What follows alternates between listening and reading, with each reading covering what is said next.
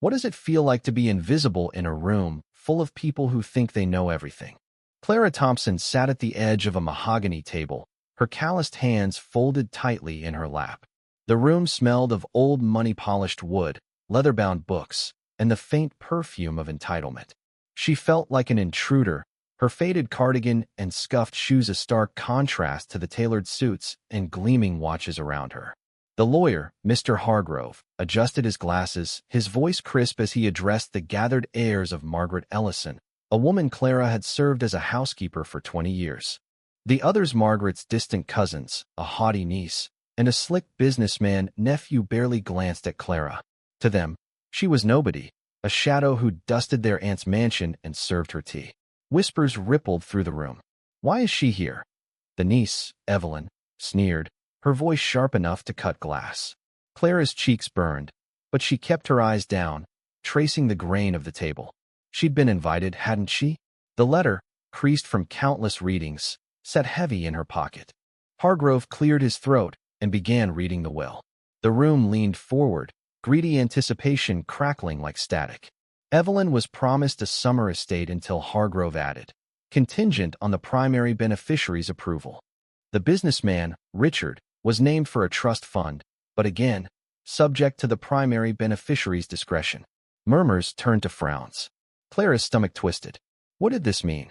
Then came the twist no one saw coming. Hargrove paused, his eyes landing on Clara. "Before we proceed, I must introduce someone." The door creaked open, and a young woman stepped in, her face pale but resolute.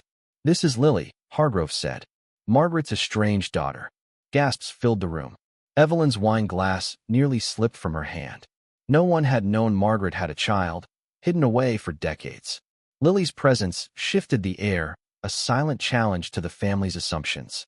Clara met her eyes, sensing a shared weight of being unseen. Hargrove continued, his voice steady. "Margaret Ellison's will names one primary beneficiary, to whom the entirety of her estate valued at $40 million is bequeathed." He looked at Clara. "Clara Thompson." The room froze. Clara's breath caught, her heart pounding so loudly she thought it might crack her ribs. Evelyn laughed, a brittle, disbelieving sound. "Her? The maid?" Richard slammed a fist on the table. "This is absurd. She's nothing." Clara flinched, the words slicing into old wounds. She'd spent years swallowing insults, smiling through exhaustion, believing she was less than. But Margaret had seen her, really seen her.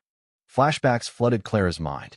Late nights when she'd stayed to read to Margaret, whose eyes sparkled at stories of far-off places.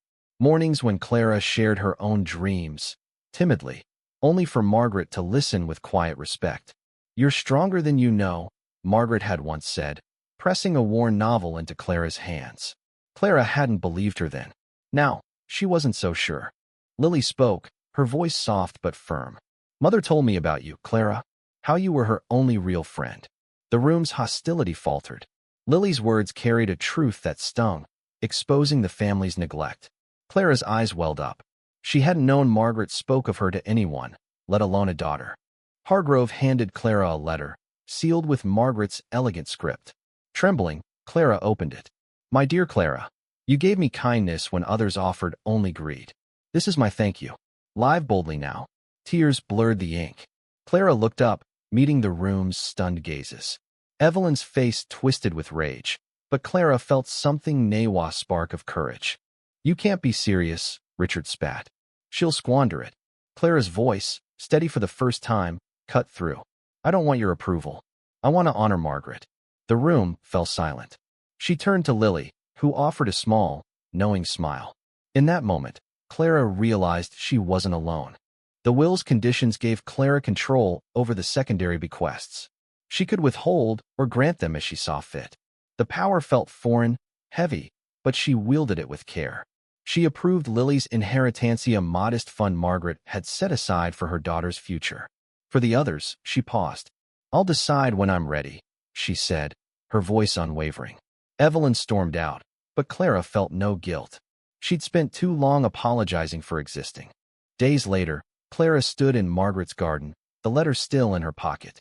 She didn't know what she'd do with the money, maybe travel, maybe help others like her, maybe both. But for the first time, She felt seen, not as a servant, but as a woman with dreams worth chasing. Lily joined her, the two sharing a quiet moment among the roses. Mom would be proud, Lily said. Clara nodded, a weight lifting. The world had tried to make her small, but Margaret's gift had rewritten her story. Clara wasn't invisible anymore. She was enough. Yindi.